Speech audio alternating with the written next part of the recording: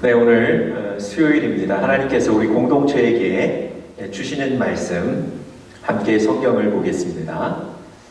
구약 성경 열왕기상 21장 27절부터 29절에 있는 말씀입니다. 구약 성경 555페이지쯤에 있는데요.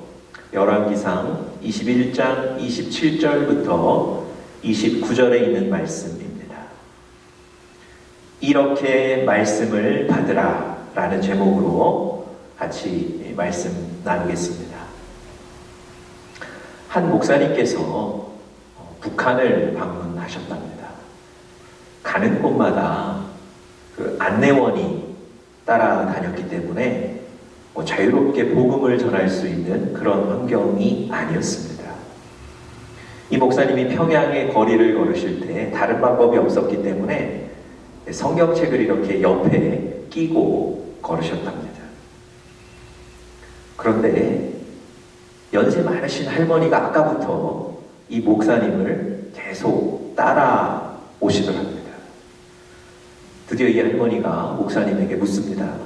선생님, 그거 가지고 있는 책 그거 성경 맞죠?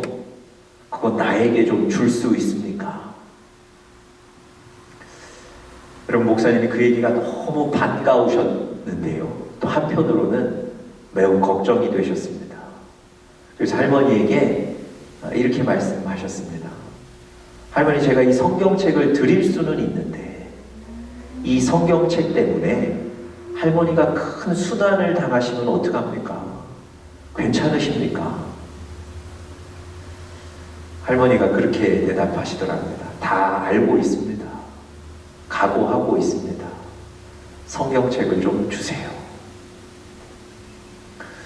여러분, 이 할머니는 어떤 마음이셨겠습니까? 정말 너무 보고 싶은, 또 너무 듣고 싶은 그 하나님의 말씀, 성경을 이제 읽고 보시겠다는 거죠. 죽음도 각오하시겠다는 것 아니겠습니까? 여러분, 이 할머니가 말씀을 들으시고 읽으시는 자세는 남다른 거예요. 요즘은 우리가 설교의 홍수 시대라고 할 만큼 많은 설교들이 쏟아져 나옵니다.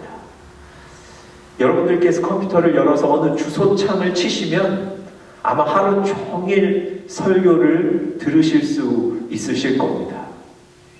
TV 채널을 맞추시면 역시 설교를 하루 종일 들으실 수 있을 겁니다.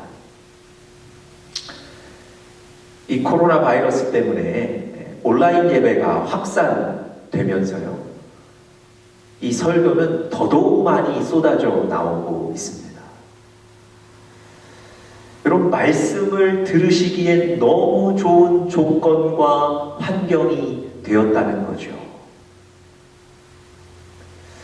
여러분, 이런 설교의 홍수 시대에 수많은 좋은 설교들을 너무 쉽고 간편하게 들으실 수 있는 이 좋은 조건 하에 우리의 믿음이 성장하고 있습니까?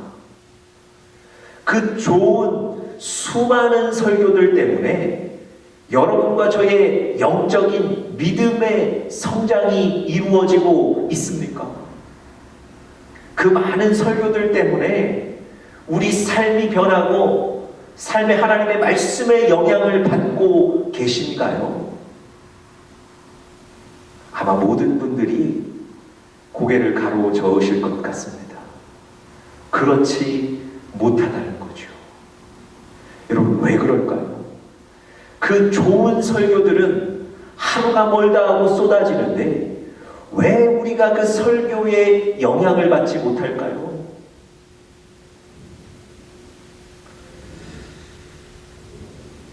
여러분, 우리가 말씀의 은혜를 받고 하나님의 말씀의 지배를 받기 위해서는요, 말씀을 받으시고 들으시는 우리의 자세가 중요하기 때문에 그렇습니다.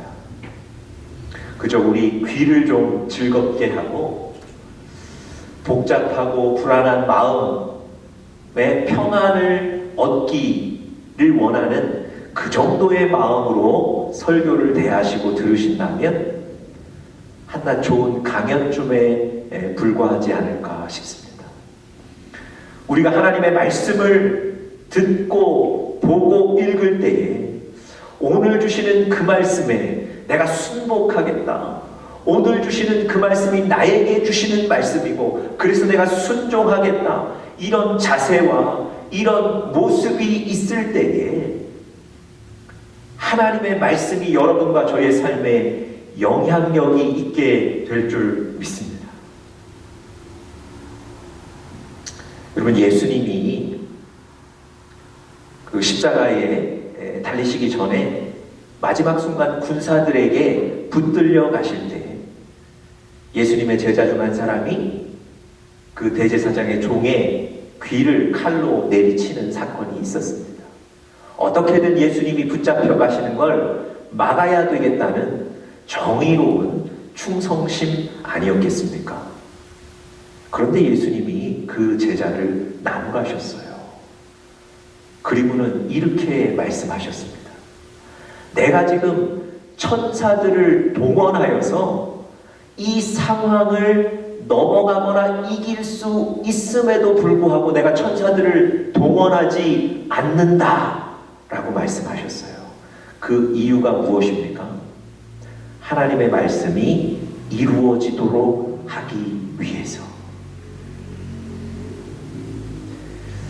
여러분, 예수님은 천사들을 동원해서 예수님 자신을 잡으러 왔던 그 병사들과 종들 모두를 물리치실 수 있었지만 하나님의 말씀에 순종하고 하나님의 말씀이 이루어지도록 그 말씀에 순복하기 위해서 그 상황에 굴복하셨던 거예요. 그대로 잡혀가셨던 겁니다. 여러분, 말씀을 대하는 자세가 어떠해야 하는지를 잘 보여주고 있습니다. 여러분과 저는 하나님의 말씀을 받을 때, 하나님의 말씀을 읽을 때, 하나님의 말씀을 들을 때 우리는 어떤 자세로, 어떤 마음으로 듣고 받고 있습니까? 오늘 소개해드린 이 본문 열왕기상 21장 27절 본문 제일 첫 시작이 이렇습니다. 아합이 이 모든 말씀을 들을 때에 하나님께서 아합에게 말씀하셨습니다. 그리고 아합이 그 말씀을 들었습니다. 오늘 본문은 조금 더 특별하게 아합이 하나님이 주신 말씀을 들을 때에 그의 자세가 어떠했는지를 우리에게 잘 설명해 주고 있는 본문입니다.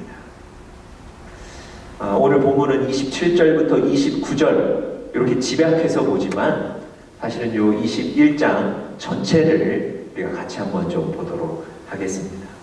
21장 전체를 보시면서 아합이 하나님의 말씀을 들을 때의 자세가 처음에는 어땠고 그 이후에는 어떻게 바뀌었는지 우리 같이 한번 좀 살펴보려고 합니다. 여러분, 열왕기상 21장 시작에 보면 이런 사건이 등장합니다. 이스라엘 왕 아합이 그 왕궁 근처에 있었던 나봇이라는 사람이 소유했던 그 포도원을 갖기를 원하는 마음이 있어서 나봇에게 내가 돈을 주거나 혹은 다른 포도원을 줄 테니 이 포도원을, 너의 포도원을 나에게 달라고 제안합니다. 나봇이 그것이 옳지 않은 걸 알고 거절하죠. 이런 사건이 오늘 21장 초반에 등장합니다. 여러분, 이 아합 왕이 모든 것을 가졌을 이 아합 왕이 왜 나봇의 포도원을 탐냈을까요?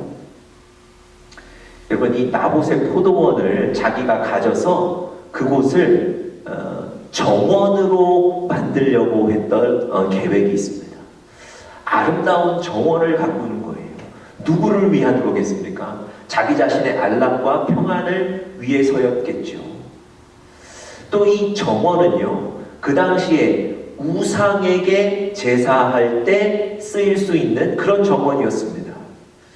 그러니까 이 아합 왕은요, 자신의 안락도 안락이지만 우상에게 제사할 수 있는 그런 곳을 마련하기를 원했던 겁니다. 우리가 한 가지 주목해 볼 것은요, 이 아합 왕이 언제 이런 그 포도원에 대한 욕구, 그 정원에 대한 욕구를 가졌는가의 시기에 관한 배경입니다. 우리가 오늘 읽지는 않았지만요, 바로 앞장 20장 제일 마지막 부분에 보시면 이런 일이 나옵니다. 하나님께서 아합 왕의 악함을 보시고 그 아합 왕에게 경고하시고 징계하시는 장면이 나와요. 너의 생명을, 이 사람의 생명을 너의 생명으로 대체하겠다, 뭐 이런 경고를 하셨습니다. 여러분, 무서운 경고 아닙니까? 생명을 언급하신 무서운 경고거든요. 여러분, 이 경고를 받고 아합도 마음이 뜨끔했던 것 같아요. 20장 제일 마지막 절이 이렇게 끝납니다. 이스라엘 왕이 근심하고 답답하여 그의 왕궁으로 돌아갔다. 여러분, 이 아합도요, 하나님의 그 경고의 말씀을 듣고 근심했던 거예요. 하나님의 그 경고의 말씀을 듣고 그 말씀 때문에 고민했던 거예요. 그런데 그리고 나서 얼마 후에 바로 이 나봇의 포도원을 탐내는 사건이 이어졌다는 겁니다. 여러분, 하나님이 경고하시고 하나님이 분명히 말씀하셨는데, 그래서 본인도 그 말씀 때문에 고민했는데 시간이 좀 흐르고 나니 그 하나님의 말씀은 전혀 기억이 나지 않는 거예요. 그 하나님의 말씀은 전혀 귀중하게 여기지를 않고 정원을 잘 만들어서 자기가 섬기던 그 우상을 섬기겠다고 생각하고 있는 겁니다. 여러분, 하나님이 무서운 말씀을 해주셨는데, 하나님이 지금 그에게 경고하셨는데, 이 아합은요, 하나님의 말씀을 귀하게 여기지를 못합니다. 아니, 아주 가볍게 여기고 금세 잊어버립니다. 하나님의 말씀이 이 아합의 삶에 전혀 영향이 없었다는 거죠.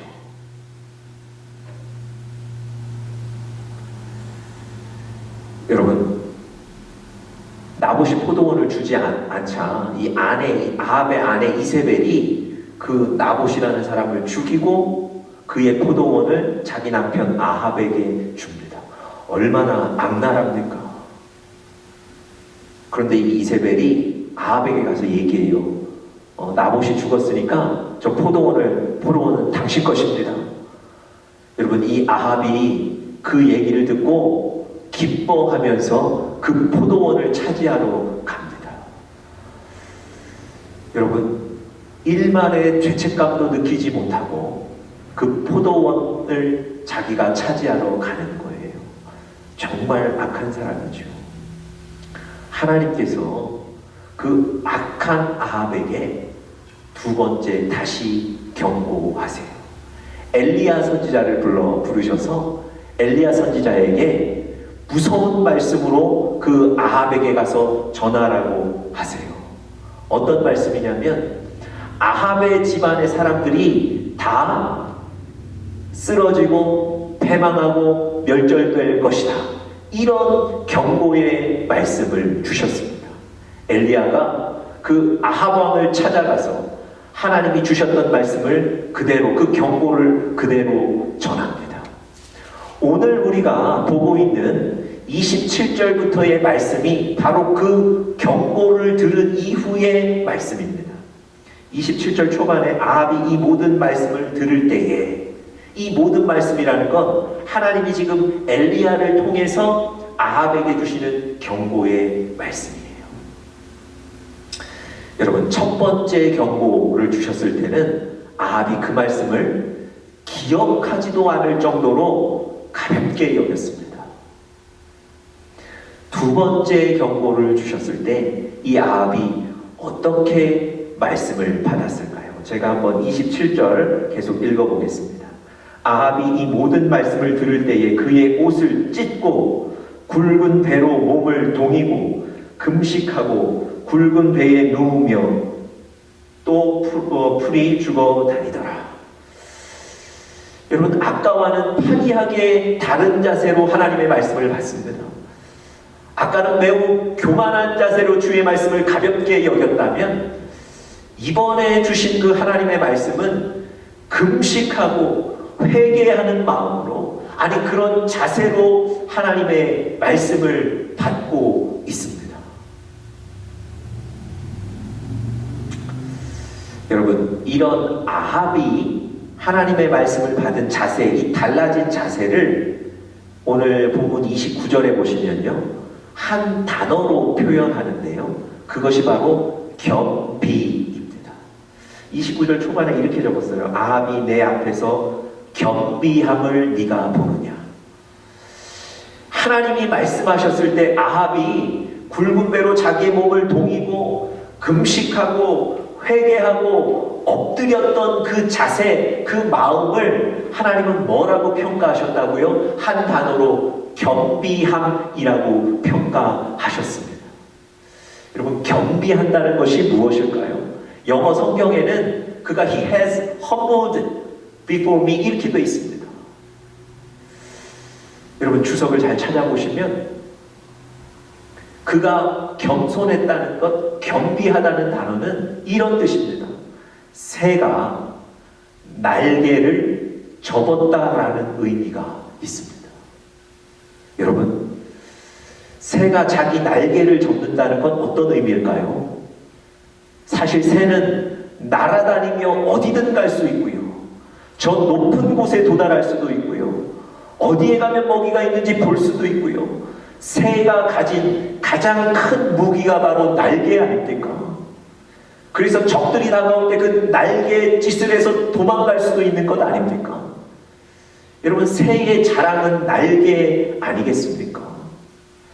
새 자신이 가장 의지할 수 있는 자신의 것이 바로 날개 아니겠습니까? 그런데 그 날개를 꺾는다는 거예요. 접는다는 거예요. 무슨 얘기입니까? 자기의 자랑, 자기의 가장 큰 무기, 그 날개를 내려놓는 거예요. 그것 의지하지 않겠다는 겁니다. 여러분, 오늘 아합이 하나님의 말씀을 듣고 그가 겸비했다는 것은 하나님 앞에 그의 날개를 접었다는 거예요. 그가 가진 권력, 그가 가진 힘, 그가 가진 권세, 그가 가진 부, 지금까지는 그것을 의지하며 살았고 그것을 자랑하며 살았다는 거죠. 하나님이 어떤 말씀을 하시던 자기는 날개로 날 수 있다는 거 아닙니까? 그런데 겸비했다는 것은 자기가 가진 것들, 자기가 가진 생각, 실력, 능력, 자기가 의지하는 것들을 내렸다는 겁니다. 하나님의 말씀 앞에 자기가 가진 것을 내렸다는 거예요. 그 말씀에 집중하고 그 말씀에 순종하고 그 말씀이 내 인생의 절대적이라는 걸 인정하는 겁니다.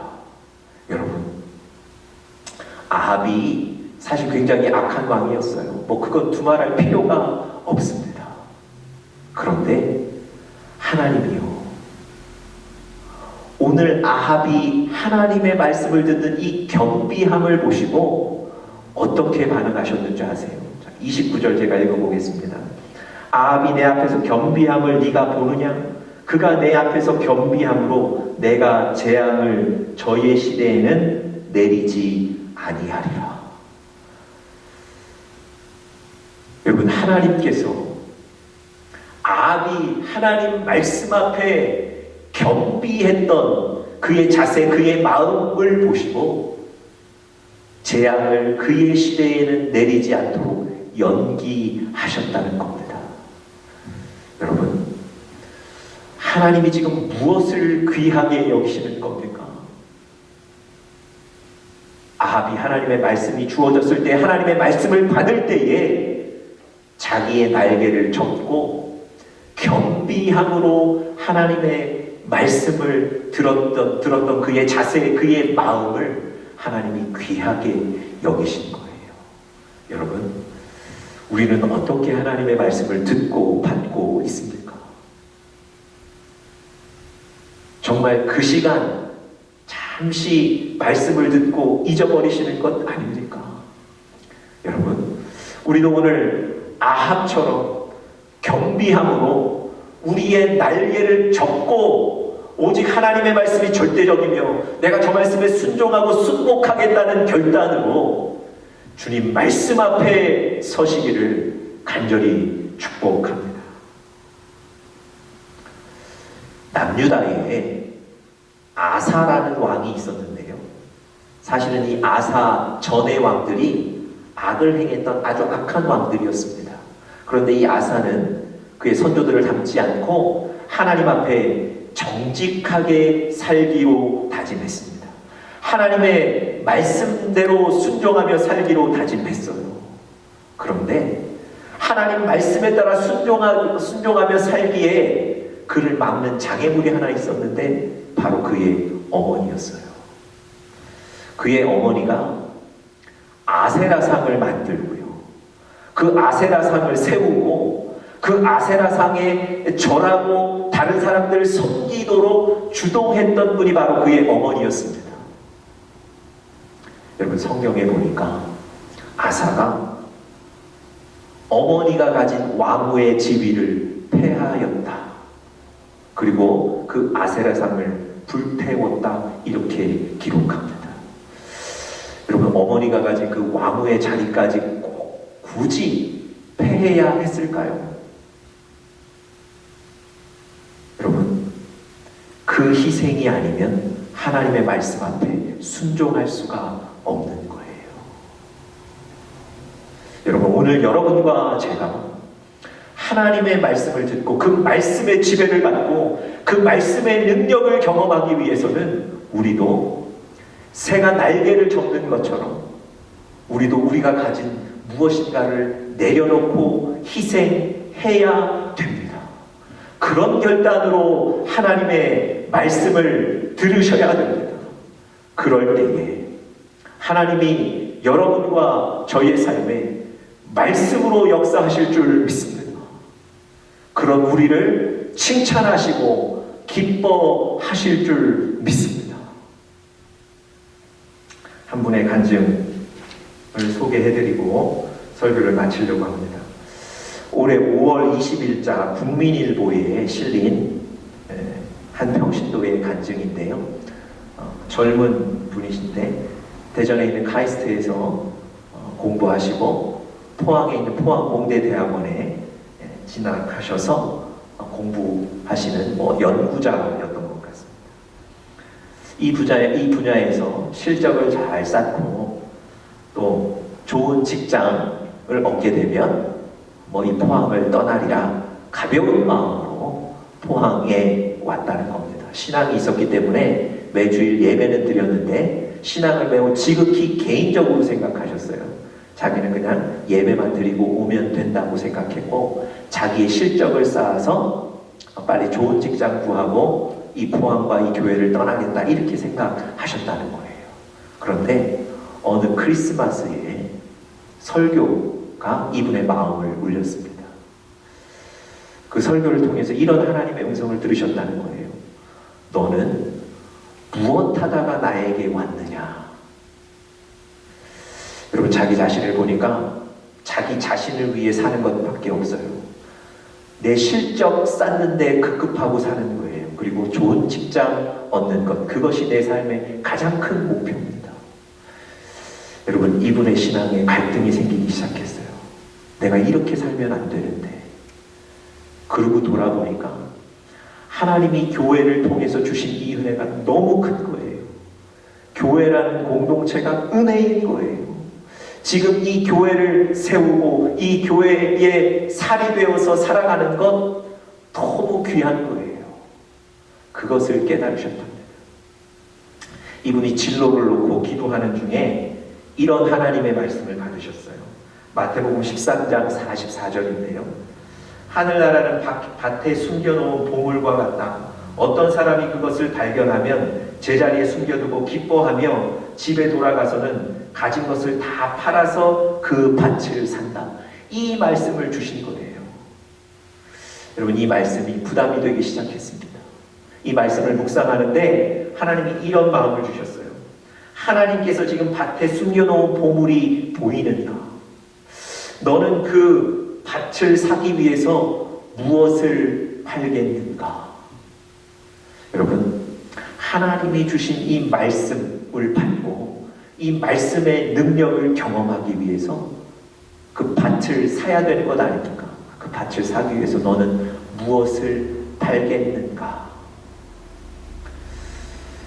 아내와 같이 말씀을 나누고 기도하시면서 이분이 결단하셨답니다. 좋은 직장 얻으면 쉽게 포항을 떠날 그런 생각을 하셨는데 이 교회에 주시는 이 은혜를 붙잡겠다. 네. 여러분, 이 뒤에 간증에 무슨 어마어마한 좋은 일이 생겼고 아주 길이 형통하게 열렸다 뭐 이런 간증이 아니에요.